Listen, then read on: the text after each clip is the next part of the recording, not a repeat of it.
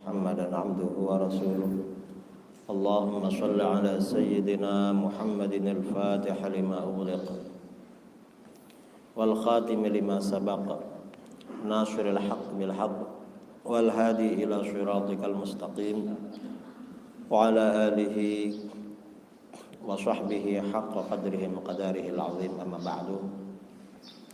Para alim, para asatidz, para habaib yang saya muliakan dan saya hormati, wabil khusus Al-Habib Idrus bin Ali Al-Habsyi selaku tokoh dan guru umat Islam di kota Palu. Juga Dr. Ali Imran selaku pengurus MSB dan para asatidz yang lain yang juga saya hormati. Kemudian DKM Masjid, saudara imam, para jamaah kaum muslimin dan muslimat yang berbahagia, yang saya banggakan dan saya cintai. Umat Islam di Indonesia ini sejak awal dalam urusan agama mengikuti pola bermazhab. Di dalam fikih mazhabnya Imam Syafi'i, di dalam akidah mazhabnya Imam Asy'ari, di dalam tasawuf mazhabnya Imam Junaid Al-Baghdadi. Ini umat Islam di Indonesia, Ahlus Sunnah wal Jamaah. Kalau di dunia Ahlus Sunnah itu mengikuti salah satu beberapa mazhab. Kalau di dalam fikih mengikuti salah satu mazhab yang 4. Hanafi, Maliki, Syafi'i, Hambali. Fikih. Kalau di dalam akidah mengikuti salah satu dari 2 mazhab, Asy'ari, Maturidi. Dalam tasawuf mengikuti mazhab Junaid Al-Baghdadi. Kalau keluar dari mazhab-mazhab ini berarti bukan Ahlus Sunnah wal Jamaah. Berarti termasuk golongan aliran sesat. Wahabi aliran sesat, Syiah aliran sesat, HTI aliran sesat, Zaidiyah aliran sesat, yang anti mazhab juga aliran sesat. Nah, mengapa mazhab itu artinya apa? Mazhab itu artinya mazhaba ilaihil imam wa ikhtarahu minal ahkam. Hukum-hukum yang diambil oleh para imam dan dipilih sebagai pegangan dalam menjalani kehidupan beragama. Itu mazhab. Artinya apa? Sebelum mazhab-mazhab itu lahir, hukum-hukum itu sudah ada. Sebelumnya sudah ada. Kemudian dipilih berdasarkan dalil-dalil yang paling kuat menurut imam tersebut. Nah, pertanyaannya, mengapa kita itu bermazhab? Yang pertama, di dalam urusan agama, umat Islam itu wajib mengikuti Al-Quran dan hadis. Jadi wajib mengikuti Al-Quran dan hadis. Cuman di dalam memahami Al-Quran dan hadis, siapapun gak boleh dipahami sendiri, gak boleh. Tapi bagaimana? Dia dalam memahami harus punya guru. Gurunya punya guru, gurunya punya guru, dengan sanad yang muttasil sampai kepada baginda Rasulullah SAW. Nah, hubungan antara guru dengan murid secara umum ini di dalam Islam dijaga dalam sistem yang namanya mazhab. Kalau kita ini bermazhab berarti kita punya guru. Dasarnya mana? Di dalam Al-Quran Allah berfirman, fas'alu ahlal dzikri in kuntum la ta'lamun. Bertanyalah kalian kepada ahli zikir. Ahli zikir ini artinya siapa? Ahli zikir ini artinya ahli ilmu, ahlul Quran. Karena zikir ini termasuk nama lain dari Al-Quran. Inna nahnu nazzalna wa inna lahu lahafizun. Atau ahlul kitab. Yang dimaksud ahli zikir ini bukan orang yang rajin wiritan, bukan. Kadang-kadang yang rajin wiritan itu ingin jadi dukun. Kadang-kadang ya apalah wiritan, belum tentu. Ahli zikir ini maksudnya ahli ilmu, karena di belakang ada lafaz in kuntum la ta'lamun, kalau kamu tidak tahu. Itu artinya apa? Ketika kita tidak tahu persoalan hukum, Allah tidak memerintahkan kita mencari di dalam Al-Quran atau di dalam terjemahan Al-Quran. Gak memerintahkan di situ. Mengapa? Karena kalau bukan ahli ilmu, bukan ulama, gak jumpa cari di Al-Quran. Kadang-kadang disalahgunakan ayat Al-Quran kalau bukan ahli ilmu. Akhirnya termasuk orang yang merobohkan agama kalau bukan ahli ilmu, mengambil secara langsung dari Al-Quran. Bukan menegakkan agama, tetapi merobohkan agama. Kemudian di dalam hadis sabda Rasulullah Shallallahu Alaihi Wasallam, "Man fassara al-Quran bi ra'yihi falyatabawwa maq'adahu minan nar." Siapa yang menafsirkan Al-Quran dengan pendapatnya sendiri, siapa yang menjelaskan isi Al-Quran dengan pendapatnya sendiri, maka bersiap-siaplah menempati tempat tinggalnya di neraka. Orang yang memahami ilmu agama, Al-Quran atau hadis, dipahami sendiri, diancam masuk neraka. Mengapa? Karena dia gak punya guru. Orang beragama itu harus punya guru. Atau di dalam hadis lain, man qala fil Qur'an bi ra'yihi fa asaba faqad akhta. Siapa yang berkata-kata tentang Al-Quran, siapa yang berbicara tentang isi Al-Quran dengan pendapatnya sendiri, lalu pendapatnya itu benar, maka dia benar-benar bersalah, dia benar-benar berdosa. Mengapa bersalah berdosa? Karena gak punya guru.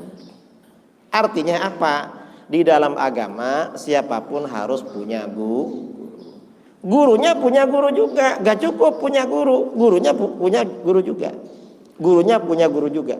Nah, seperti ini ya, hubungan yang berkesinambungan, yang bersambung dari generasi ke generasi antara guru dengan murid itu dijaga di dalam sistem yang namanya bermadzhab. Jadi mazhab yang jaga. Kalau gak bermazhab, gak punya guru. Ini dalam beragama. Jadi harus punya guru. Kalau gak punya guru, bahaya saudara, bahaya. Dan kita ini di dalam kehidupan sehari sebenarnya bermazhab. Dalam kehidupan sehari-hari, saudara kalau sakit kepala, pergi ke apotek atau ke toko, beli obat apa? Bodrek apa Panadol? Paramik. Saudara tahu siapa yang bikin paramik? Gak tahu kan? Gak tahu. Cuma karena kita lihat iklan di TV, paramik obat sakit kepala, diminum pernah sembuh, akhirnya ikut mazhabnya paramik. Dan kita gak tahu dalilnya dari mana, siapa yang bikin, pabriknya di mana. Ya gak peduli.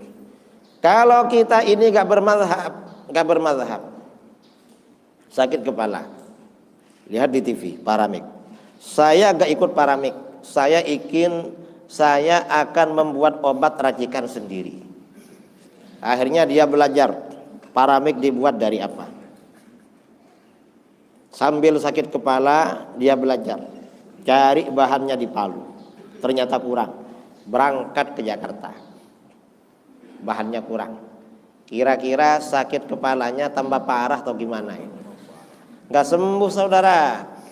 Ini namanya bermazhab namanya. Jadi kita dalam kehidupan sehari-hari bermazhab. Atau kita ini misalnya saya dari Jawa ya, datang ke sini. Karena sini ini Sumatera. Masakan Sumatera yang Sulawesi ya. Masakan Sulawesi itu yang terkenal kan coto Makassar. Kalau bermazhab tinggal cari warung, langsung duduk, terutama warung yang ramai pengunjungnya. Artinya kalau mazhab harus ikut yang banyak jamaahnya, biasanya mantap kalau banyak jamaahnya. Jangan yang nggak ada orangnya itu. Kayak Wahabi itu nggak ada orangnya itu. Kalau masuk ke situ masakannya gak enak. Kalau kita ini ikut mazhab jumhur, mazhab yang diakui oleh jumhur, datang ke warung ramai, kita datang ke sana, langsung pesan coto Makassar. Tinggal duduk aja, kita bermazhab, enak makan. Ini bermazhab namanya. Kalau gak bermazhab, ingin makan coto Makassar, belajar dulu. Gimana caranya? Dibuat dari apa ini? Nanti gak masak saudara, gak matang. lontongnya gak matang, ininya gak matang, terus rempah-rempahnya keliru, gak enak dimakan.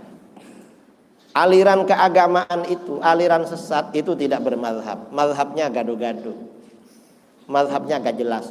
Karena gak jelas, didengar itu menyakitkan hati. Sama dengan makanan. Makanan itu kalau tidak matang, dimakan perut menjadi sakit. Karenanya umat Islam dimanapun harus bermazhab. Dan di Indonesia ini mazhabnya mazhab Imam Syafi'i. Kita ini mazhabnya Syafi'i. Nah, karena kita ini bermazhab, untuk urusan-urusan ibadah, ia belajar kitab-kitab mazhab yang diajarkan oleh para ulama. Untuk urusan keseharian, kita tinggal mengamalkan tradisi-tradisi keagamaan yang kita terima dari guru-guru kita dulu. Dan kita nggak perlu protes, karena ada kelompok yang nggak bermazhab. Agama kita ini agama dalil, jadi harus tahu dalilnya. Betul, memang agama dalil, tapi bukan orang seperti ente yang ngerti dalil. Ulama-ulama dulu yang ngerti dalil. Kalau nggak bermazhab, bahaya saudara. Maunya dia militan, ingin membela Islam, tapi apa yang terjadi? Dia merobohkan Islam. Nggak terasa. Sehingga yang dikatakan oleh Sayyidina Umar itu, yahdimul Islam tsalas. Islam dirobohkan oleh 3 orang. Siapa? Yang pertama zallatul alim. Ada orang alim terpeleset, terpelanting. Jamaahnya ikut, terpeleset jamaahnya. Islam menjadi roboh. Yang kedua, wajidalul munafik bil Quran. Orang munafik bersilat lidah dengan Al-Quran. Dia tidak ikut aliran kebenaran, ikut aliran sesat. Alirannya yang sesat dibela dengan Al-Quran, tapi Al-Quran disalahgunakan, ditahrif. Ini pengalaman. Saya pernah dialog dengan orang anti mazhab di Denpasar soal tahlilan. Kata dia apa? Tahlilan itu hukumnya haram. Haram tahlilan. Saya tanya sama dia, siapa yang mengharamkan? Kata dia Al-Quran. Al-Quran yang mana yang mengharamkan? Saya ini ngaji tafsir sama kiai saya, dari awal sampai akhir, gak pernah menjumpai penafsiran apalagi ayat Al-Quran yang mengharamkan tahlil. Apa kata dia? Ada. Ayat yang mana? Kata dia ayat Allazi khalaqal mauta wal hayata liyabluwakum ayyukum ahsanu amala. Allah yang menciptakan hidup dan mati untuk menguji kamu, siapa di antara kamu yang paling bagus amalnya. Nah, spirit dari ayat ini, kata dia, kita ini dituntut bagus-bagusan amal. Orang yang tahlil itu gak bagus. Mengapa? Mereka maunya banyak-banyakan zikir, dan itu tak bagus, makanya haram, kata dia. Ini cara istidlal yang amburadul, saudara. Mengapa? Ayat tidak mengarah ke tahlil, diarah-arahkan ke tahlil. Karena orang tahlil katanya mau banyak-banyakan zikir. Kalau banyak-banyakan zikir udah bagus, dan kita dituntut bagus. Ini namanya cocok logi, menghubung-hubungkan. Saya bilang sama dia, ayat itu spiritnya menuntut kita melakukan amal yang paling bagus. Berarti kalau difahami, mencegah kita, melarang kita melakukan amalan yang jelek. Karena bagus itu kebalikannya jelek. Nah, sejak kapan bagus itu menjadi kebalikannya banyak? Ya kan menurut logika orang Wahabi kayak dia. Ini Wahabi. Jadi pakai Al-Quran tapi disalahgunakan. Dan untuk berzikir kepada Allah semakin banyak justru semakin bagus. Karena dalam Al-Quran, ya ayyuhalladzina amanu dzkurullah dzikran katsiran. Hai orang-orang yang beriman, berzikirlah kalian kepada Allah sebanyak-banyaknya. Berzikir itu malah sebanyak-banyaknya. Bukan kalau banyak malah gak bagus. Tapi kata si Wahabi tadi, kalau banyak gak bagus. Ya karena dia pakai pikirannya sendiri, saudara. Gak ngerti. Dicocok-cocokkan. Karenanya orang-orang ya yang melarang ajaran agama yang sudah ditanamkan oleh ulama-ulama dulu, walaupun pakai dalil Al-Quran, itu hanya cocok logi dan gak nyambung, saudara, gak nyambung. Ajaran agama kita ini ada sanadnya. Dan lagi, Kalau di satu daerah suatu mazhab itu sudah kokoh, maka memasukkan mazhab lain ke daerah itu tidak boleh menurut ulama dulu, nggak boleh. Mengapa? Karena akan menimbulkan perpecahan. Di negeri kita ini sejak awal Islam disebarkan mazhabnya Syafi'i. Maka kalau ada orang mencoba menyebarkan mazhab lain akan menimbulkan perpecahan dan dia berdosa hukumnya. Ini ada kisah pada abad ke-5 Hijriah. Di Baghdad itu ada ulama bermazhab Hambali sangat terkenal, namanya Al-Imam Al-Qadhi Abu Ya'la Al-Farra Al-Hambali. Suatu ketika ada seorang remaja anak muda datang pada beliau. Ditanya, anak muda, kamu perlu apa datang kemari? Saya mau belajar sama tuan guru dan menjadi pengikut tuan guru. Kamu asalnya dari mana? Saya dari seberang tuan guru. Saya dari Persia, dari negeri Asfarayin. Masyarakat kamu mazhabnya apa? Masyarakat saya mazhabnya Syafi'i tuan guru. Loh, kalau masyarakatnya Syafi'i kok ikut saya? Saya ini Hambali. Guru, saya ini kagum sama tuan guru. Karena tuan guru ini orangnya Masya Allah, orangnya alim. Kata Imam Abu Ya'la, tapi itu gak bagus buat kamu. Mengapa gak bagus? Kalau kamu ikut mazhab saya, mazhab Hambali, nanti pulang kampung kamu gak punya teman untuk mendiskusikan ilmu kamu. Ilmu kamu cepat hilang. Itu gak baik. Yang kedua, kalau kamu pindah mazhab Hambali lalu pulang kampung, masyarakat kamu mazhabnya Syafi'i, lalu kamu sebarkan mazhab Hambali, maka akan terjadi fitnah, terjadi perpecahan. Dan itu gak boleh. Guru, gimana saya ini terlanjur kagum sama tuan guru. Oh, kamu jangan khawatir. Walaupun kamu suka sama saya, jangan khawatir. Kamu saya antarkan pada kawan saya, satu mazhab dengan kamu. Al-Imam Abu Ishaq Asy-Syirazi, Al-Imam Abu Ishaq Asy-Syirazi, pengarang kitab Al-Muhadzab. Akhirnya anak muda ini oleh Imam Abu Ya'la dibawa ke tempatnya Abu Ishaq Asy-Syirazi, pengarang kitab Al-Muhadzab. Dan kata Abu Ya'la, kamu kalau belajar sama orang ini akan lebih kagum pada beliau. Karena orang-orang di sini bilang beliau ini orang paling soleh, paling zuhud, bukan saya. Nah, ini artinya apa? Para ulama dulu itu, sunnahnya ulama dulu, tradisi ulama dulu. Kalau dalam satu daerah itu sudah kokoh suatu mazhab Ahlus Sunnah wal Jamaah, maka memasukkan mazhab lain ke daerah situ tidak boleh. Mengapa tidak boleh? Karena akan menimbulkan perpecahan. Itu gak boleh. Dan jangankan memasukkan mazhab, saudara, kita ini meninggalkan tradisi yang sudah mengakar itu tidak boleh. Padahal itu tradisi. Ada kitab namanya Al-Adabus Syar'iyyah, karangan Imam Ibnu Muflih. Ibnu Muflih ini muridnya Syekh Ibnu Taimiyah. Dalam kitab ini Ibnu Muflih berkata, la yambaghil khuruj min adatin nas illa fil haram. Tidak sebaiknya meninggalkan tradisi masyarakat selama tradisi itu tidak diharamkan di dalam agama. Kalau tradisi itu diharamkan, maka kita tinggalkan. Kalau tidak diharamkan, kita tetap ikut. Mengapa? Kata pepatah Arab, tarkul adah adawah, meninggalkan tradisi akan menimbulkan permusuhan. Nah, ini artinya apa? Para ulama dulu adat istiadat saja dijaga.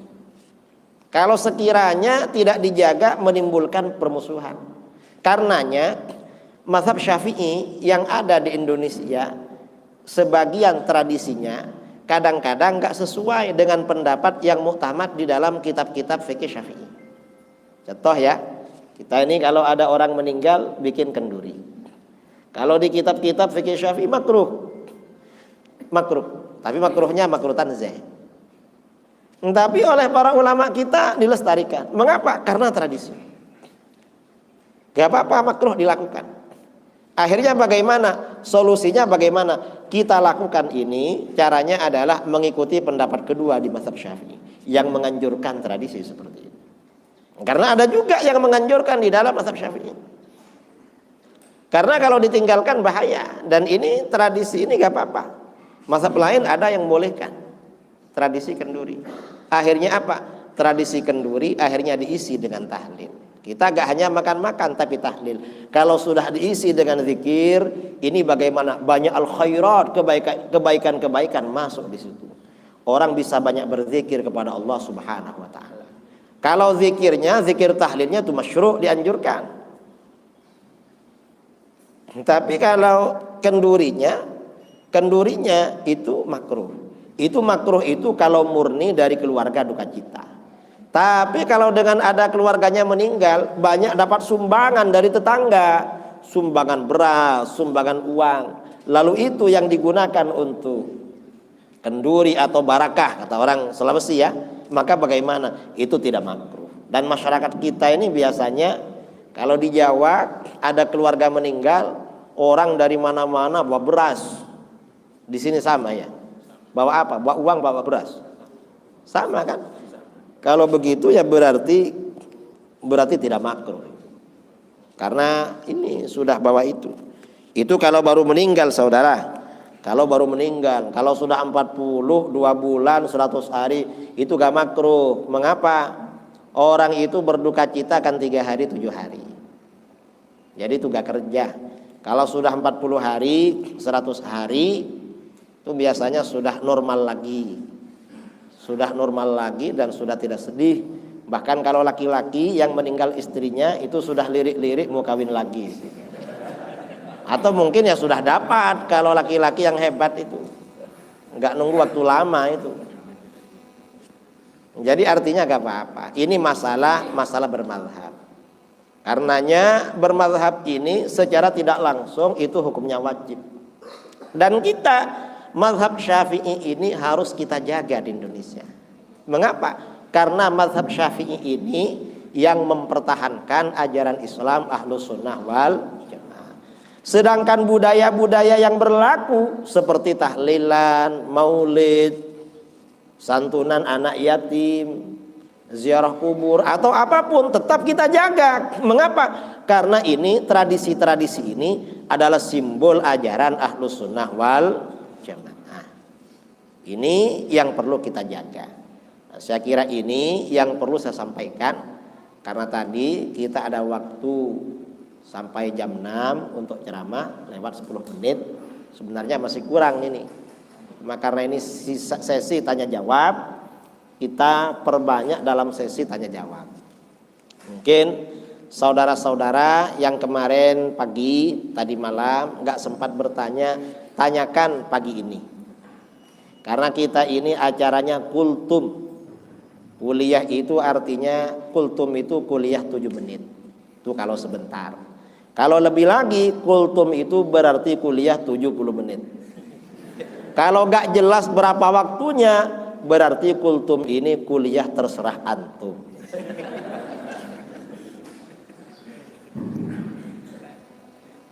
Ya, alhamdulillah jemaah sekalian, seperti tadi penyampaian dari kita. Ini dari jemaah yang bertanya saya persilakan. Ya, kembali dari depan.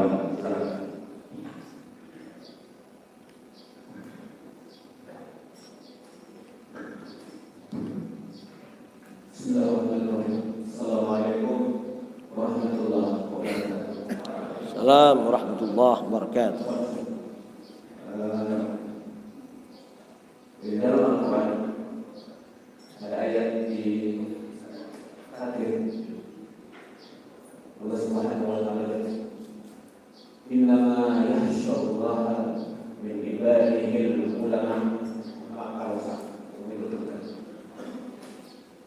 Yang artinya di antara hamba-hambaku yang takut kepada Allah adalah ulama. Dalam konteks ayat ini, ketika kita bahwa di situasi sekarang ini di Indonesia, bahwa ulama itu ada terbagi dua, ada ulama usul dan ada ulama khair. Di mana ulama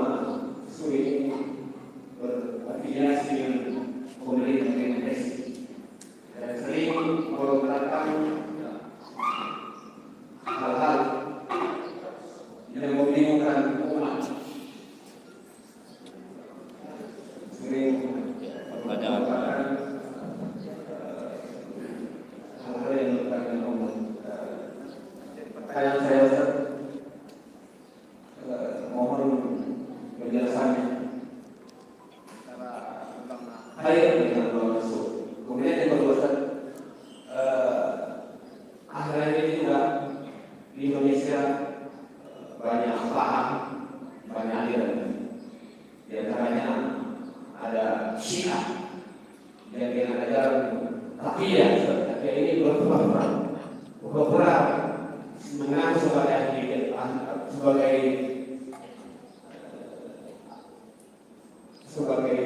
apa namanya, pengikut Islam yang setia ahli sunnah wal jamaah, padahal sebenarnya ada tentang ahli sunnah wal jamaah, dan ada aliran sekuler dan ada aliran lain-lainnya yang menentang atau menghancurkan umat Islam. Jadi saya tolong dijelaskan sampai mana perkembangan kedua beberapa aliran-aliran Islam. Demikian, wassalamualaikum warahmatullahi wabarakatuh. Rahmatullah wabarakatuh. Yang bertanya masalah ulama su dan ulama khair. Jadi memang yang pertama ya, di negara kita ini ada ulama. Ada ulama yang benar-benar ulama. Kalau ulama ini jelas ngajinya, belajarnya di mana, gurunya siapa, itu jelas. Ini yang ulama ya. Ulama-ulama ini. Dan diakui kalau dia memang ulama oleh ulama-ulama lain. Yang kedua, ada orang bukan ulama tapi diulamakan oleh kelompoknya. Ada ya kelompok-kelompok di luar ahlus sunnah itu, kadang ustadznya baru belajar berapa bulan langsung diangkat jadi ustadz. Ini namanya bukan ulama namanya, walaupun menyebut dirinya ulama. Ada bukan ulama dan tidak diulamakan lalu mengulamakan diri, membuat konten di YouTube atau di mana nanti namanya diawali dengan gelar. Kalau gak diundang ceramah, dia ceramah sendiri di YouTube lalu viral. Ini juga bukan ulama. Bukan ulama. Yang kita bicarakan memang ulama yang benar-benar ulama. Dia jelas ngajinya dan lama, olehnya sudah dianggap berilmu dan ulama lain menganggap dia ulama. Nah, ulama yang seperti ini memang ada ulama akhirat. Ulama akhirat ini ya ulama yang ikhlas-ikhlas itu. Ulama yang tulus, yang ikhlas menjalankan agamanya, dan dia mengajarkan agama apa adanya. Ada ulama su. Ulama su ini biasanya dekat dengan orang-orang yang bisa ngasih banyak uang pada dia. Dekat dengan pemerintah. Sekarang ini gak harus dekat dengan pemerintah. Kadang ya dekat dengan pengusaha, dengan siapa, itu bisa seperti itu. Nah ini yang seperti saya katakan tadi, ya kata Sayyidina Umar, yahdimul Islam masalah. Islam akan dirobohkan oleh 3 orang. Siapa? Yang pertama zallatul alim. Orang alim terpeleset. Orang alim ini kalau terpeleset dapat merobohkan agama. Mengapa? Kata ulama salaf, zallatul alim, zallatul alam. Terpelesetnya orang alim berarti terpelesetnya penduduk dunia. Mengapa? Karena kalau ada orang alim terpeleset, maka pengikutnya, pengagumnya, penggemarnya akan ikut pada dia. Karenanya hati-hati. Kalau ada orang alim tampil, lalu kedengarannya, pandangannya gak sama dengan pandangan yang biasa kita dengar dari ulama-ulama dulu, hati-hati. Ini mungkin lagi terpeleset, gak boleh diikuti. Kita ini orang awam wajib mengikuti para ulama, tapi harus pilih-pilih. Ulamanya yang soleh, ulamanya yang istiqomah, yang lurus. Kalau yang bengkok-bengkok kita ikuti, dia diazab juga yang ikut. Karena gak boleh sembarang ikut. Nah, contohnya apa? Contohnya ya, contoh ulama yang terpelanting ini, yang terpeleset. Atau kalau di dalam hadis itu ulama yang dekat dengan rezim. Kalau di dalam hadis itu sabda Rasulullah SAW, al-ulama umana'ur rusul malam yukhalitu as-salatin. Para ulama itu pembawa amanah para rasul selama mereka tidak bergaul dengan para penguasa. Kalau bergaul dengan para penguasa, nanti gak berani dia berbicara kebenaran. Kalau cuma gak berani, mending khawatir nanti omongannya mendukung kebatilan yang dilakukan oleh rezim. Tambah parah. Ini contoh ya. Contoh. Menjelang bulan Maulid kemarin ada tokoh viral. Saya gak tahu ulama apa enggak ya. Karena dipanggil kiai dia. Sama orang dipanggil kiai. Dan keluarga kiai mah. Apa kata dia? Islam Nusantara itu Islam yang baik. Islam Arab tak baik. Kata dia. Orang Arab itu gak baik. Lalu orang Arab itu kadrun, kadal gurun. Ini contoh. Dia kelihatannya kiai, dipanggil kiai. Ini bagaimana? Gak boleh diikuti, ini salah, ini terpeleset. Islam Nusantara itu baik kalau ikut Islam Arab dan senang pada orang Arab. Kalau Islam Nusantara gak ikut Arab, maka berarti dia tidak baik. Itu disingkat dengan INUS, Islam Nusantara, atau aliran Nusantara disingkat dengan A, singkat aja. Dan itu gak boleh diikuti, gak baik itu. Mengapa gak baik? Seperti saya katakan tadi malam, Rasulullah SAW itu makhluk paling mulia, makhluk paling utama. Maka apapun yang berkaitan dengan beliau selalu diberikan yang terbaik oleh Allah. Orang Arab ini bangsa yang melahirkan Rasulullah, berarti mereka bangsa terbaik. Dalam hadis ya, biasanya kalau bulan Maulid khutbah-khutbah yang dibaca tuh Fathus Saniyah. Itu hadisnya hadis riwayat Muslim. Innallaha astafa Kinanata min bani Ismail. Sabda Rasulullah SAW, sesungguhnya Allah memilih suku Kinanah dari keturunan Nabi Ismail.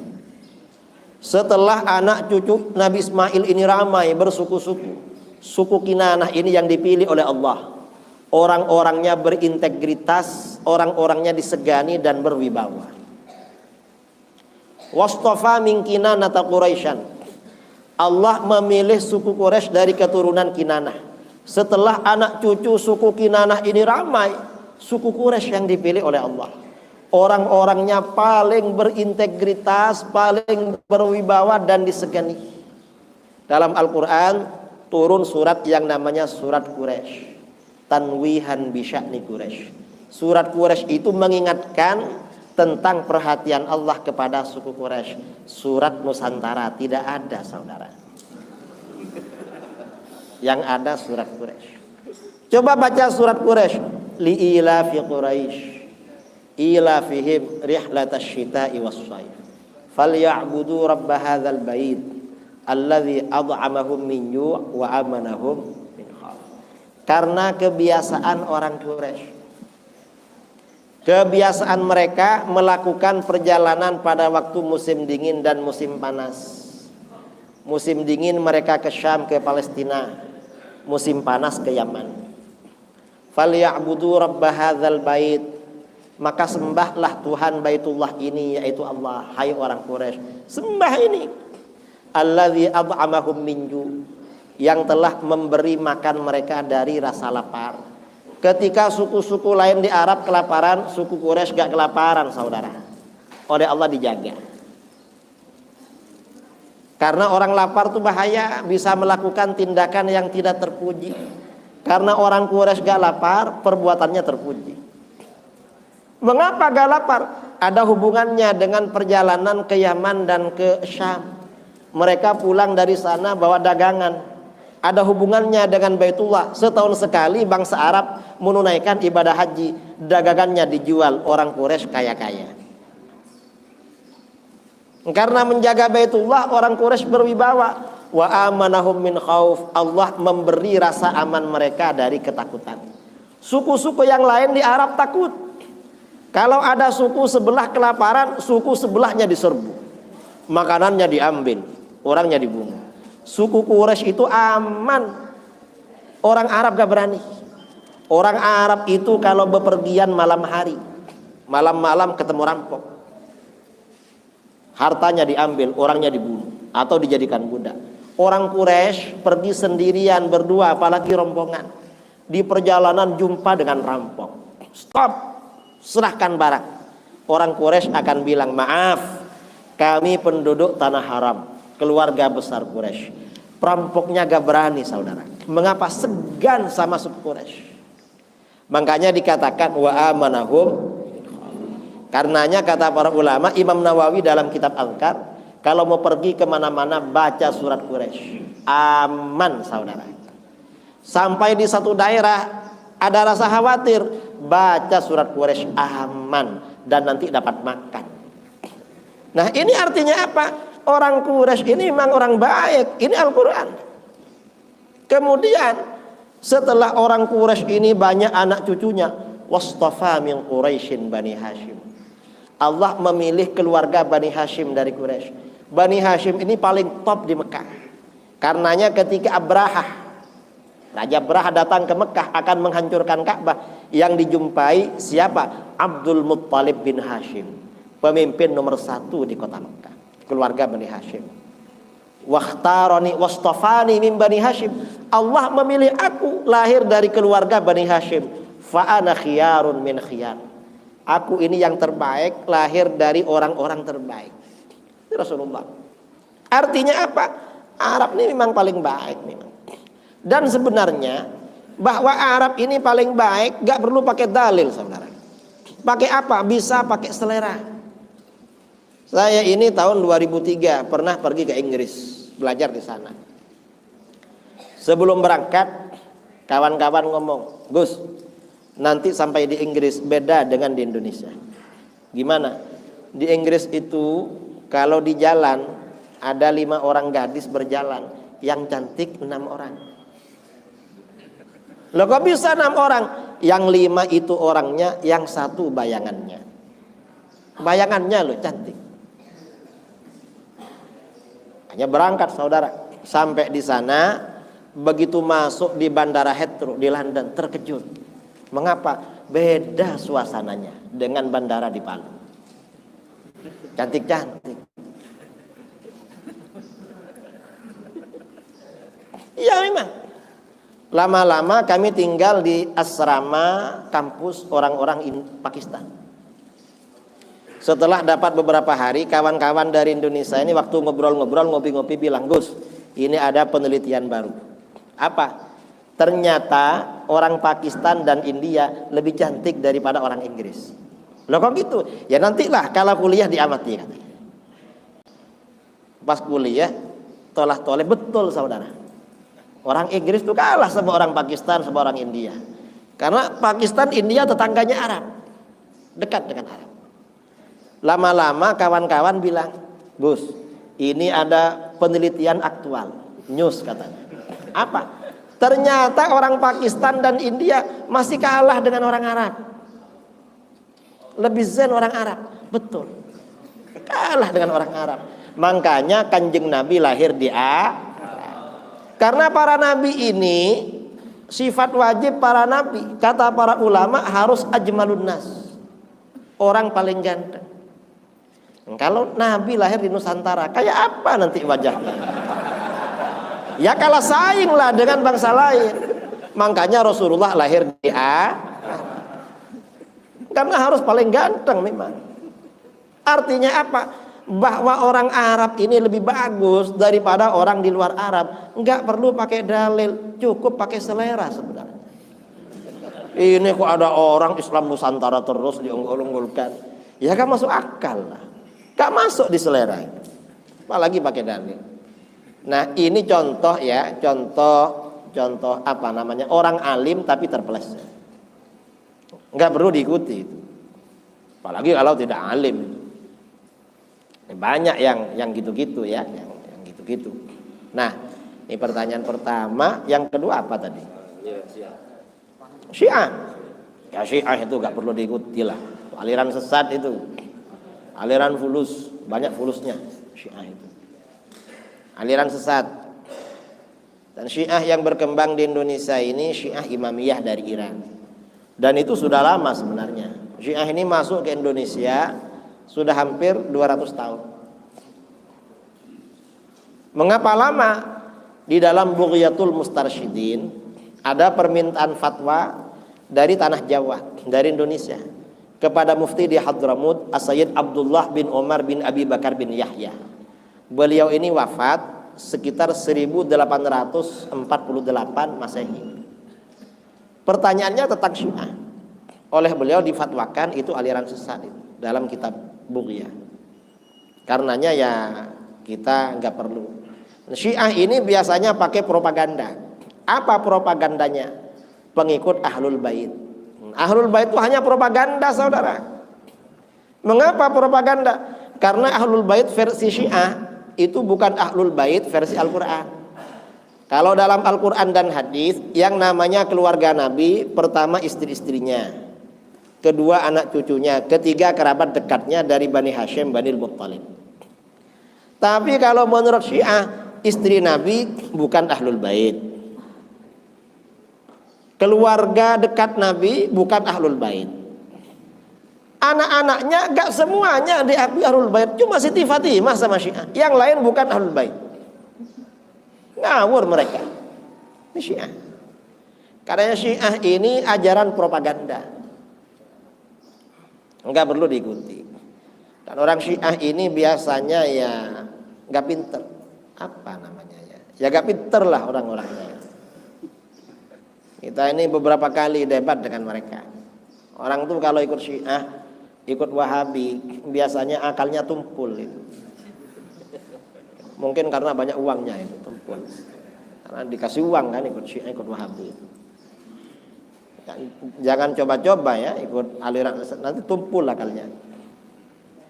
Saya kira itu ya.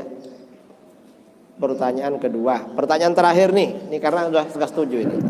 Ya, terakhir.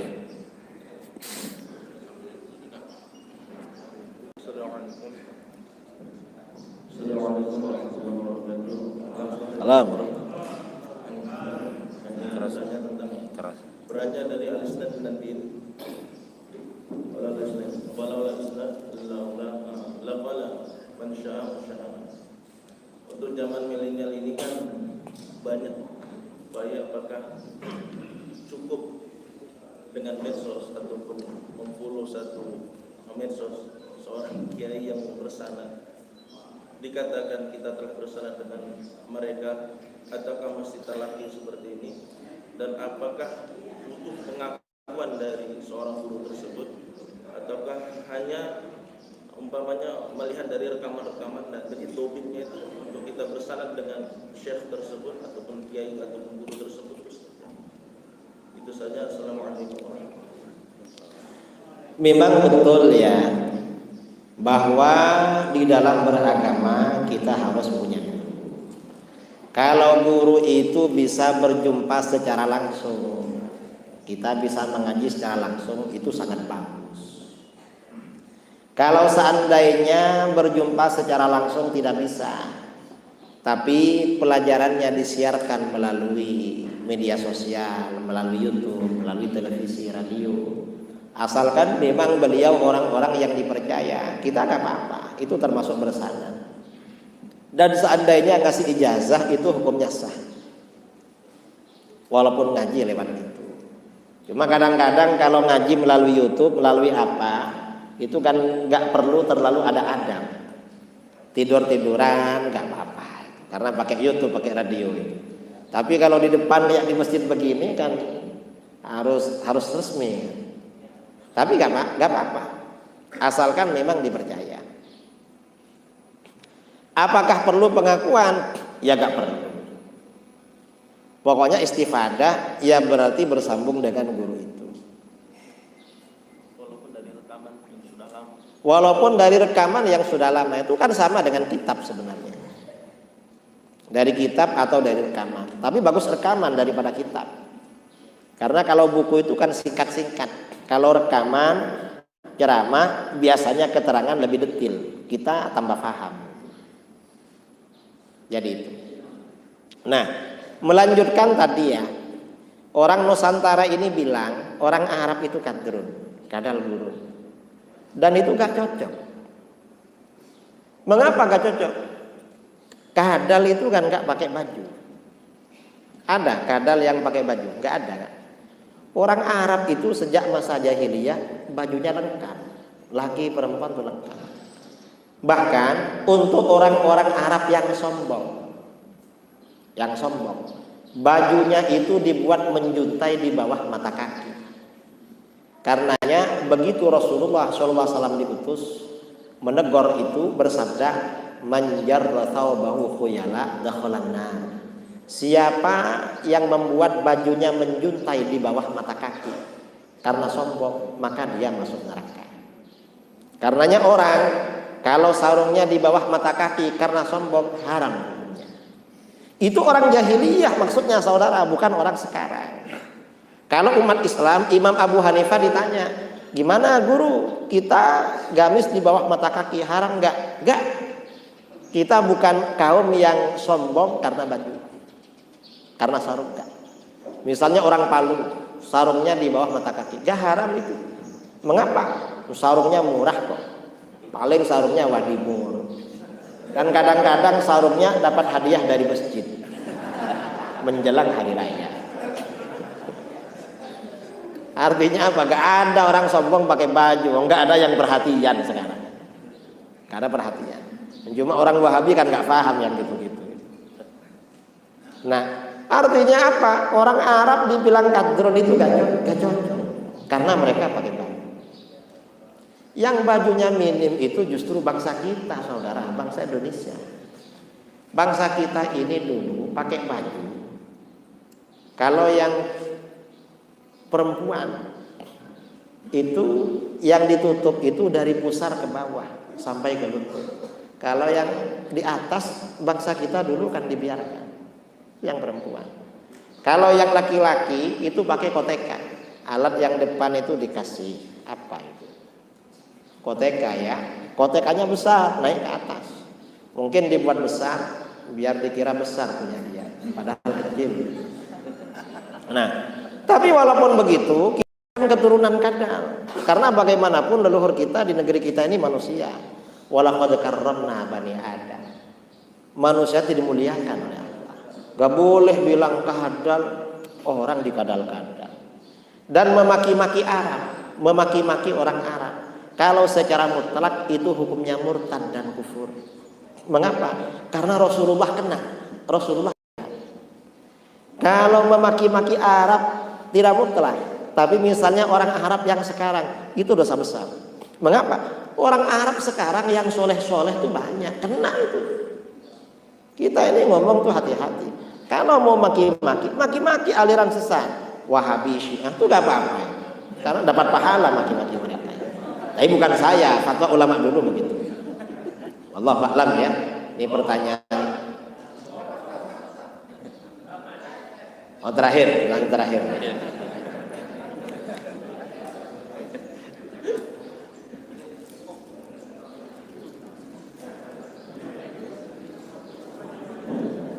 Assalamualaikum warahmatullahi wabarakatuh. Assalamualaikum warahmatullahi wabarakatuh. Saya minta maaf karena saya ditutup pertanyaan berikut. Waktu seperti ini, namun didukung oleh itu. Jadi, tetapi posisi sekarang banyak ulama-ulama yang disolimi. Banyak ulama-ulama disolimi. Jadi, saya punya pertanyaan, bagaimana posisinya sekarang ini? Apalagi dia mantan bui pusat. Jadi, apakah dia tidak melihat ulama-ulama yang disolimi? Sudah banyak di mau perjalanan bagaimana ke dalam seperti ini. Assalamualaikum warahmatullahi wabarakatuh. Kalau ulama asalnya fatwanya lurus, lalu dia punya jabatan, lalu tidak lurus, maka ikut pendapat yang lama yang masih lurus. Sedangkan dia yang sekarang nggak lurus, kita doakan pada Allah semoga lurus lagi. Makanya di dalam hadis sabda Rasulullah SAW, ittaqu zallatal alim. Takutlah kalian pada orang alim yang terpeleset. Jaga diri kalian. Artinya apa? Jangan diikuti, tapi wantadhiru fai'atahum, dan tunggu mereka nanti kembali ke jalan yang lurus. Kadang-kadang kalau mau wafat karena ada ilmunya itu lurus lagi kadang-kadang.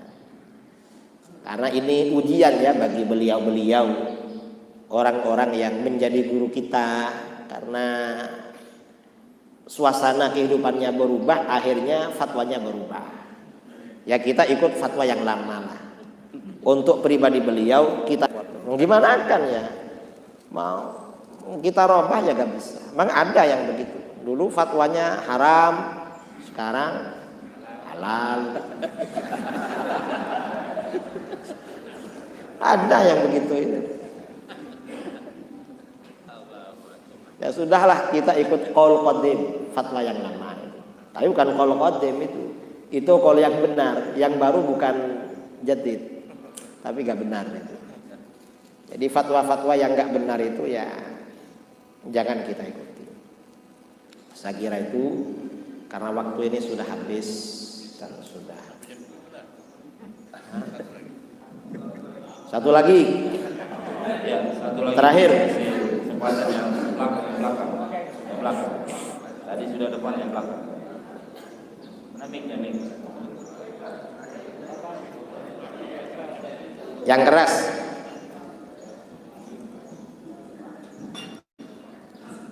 Bismillahirrahmanirrahim. Assalamualaikum warahmatullahi wabarakatuh. Ya, baik. Pertanyaan pertama saya, apakah sebenarnya memang ada polarisasi untuk menghancurkan Islam sebenarnya Indonesia yang sekarang ini? Jadi apakah memang sebenarnya ada dan orang-orang itu siapa yang perlu kami waspadai dan apa yang harus dilakukan? Jadi yang pertama. Kemudian saya ingin pakai satu kalimat dari Pak Kiai, mungkin waktu pernah debat tidak salah, kurang lebih seperti ini. Memang tahlilan itu di dalam bidang diana atau libin adalah bidang mufrad. Dalam sebagian yang lain dikatakan bidang makruh atau orang yang memeranginya akan mendapatkan pahala. Tapi persoalan ini sudah menjadi budaya sehingga jadi ada. Jika diperangi maka kita yang akan dimusuhi oleh orang lain.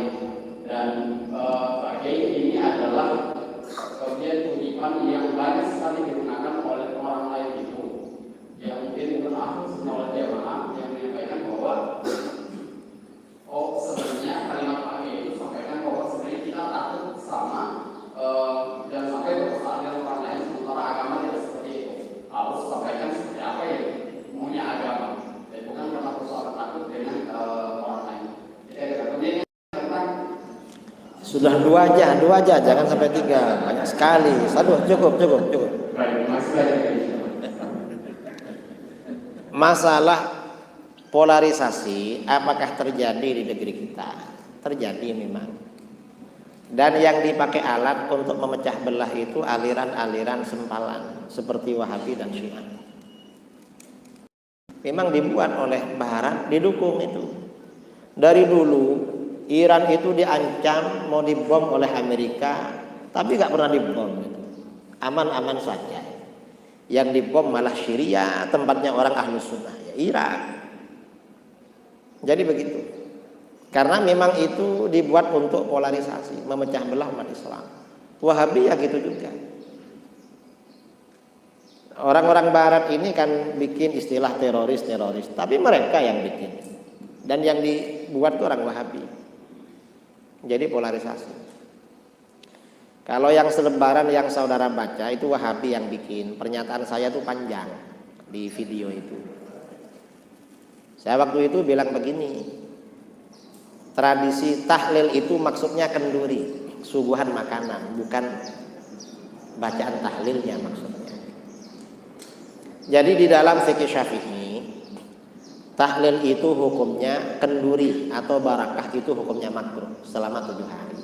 Dan itu dapat pahala. Kalau kenduri itu suguhan, yang disuguhkan itu sumbangan dari orang, maka tidak makruh. Saya bilang begitu. Dan di fikih Syafi'i ada keterangan begitu. Jadi begitu. Cuma itu dipotong-potong. Dan saya ini hampir tiap beberapa hari selalu ceramah tentang tahlil. Gak pernah dikutip sama si Wahabi itu. Ya Wahabi ya kerjanya begitu. Jadi itu ya enggak. Itu Wahabi yang bikin, nggak perlu diperhatikan. Mereka ini karena bingung membela ajarannya, sampai make nama saya. Kenapa nggak pakai ustadznya aja, kok saya yang dipakai? Mereka nggak percaya sama ustadznya, saudara. Nama orang lain dipakai. Itu Wahabi. Saya kira itu ya, karena ini sudah habis. Oh sebelah kanan, ya, karena kanan yang kanan belum dari tadi. Silakan.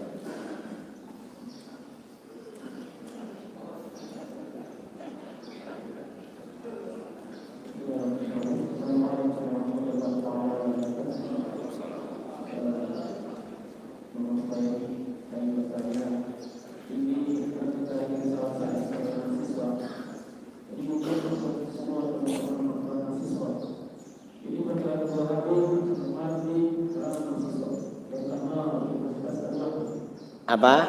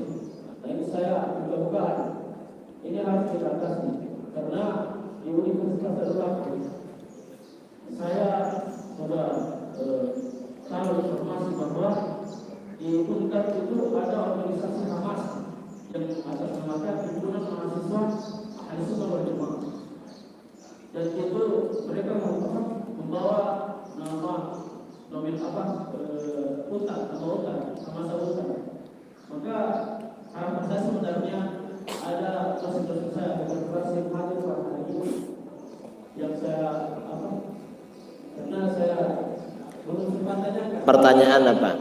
Pertanyaan saya bagaimana arahan dari Pak Yai, saran Pak Yai untuk kami mahasiswa yang berakidah di Sunnah wal Jamaah untuk memerangi itu apa mencegah dasar pikir dari Muhammad. Caranya ya, yang seperti yang saya lakukan di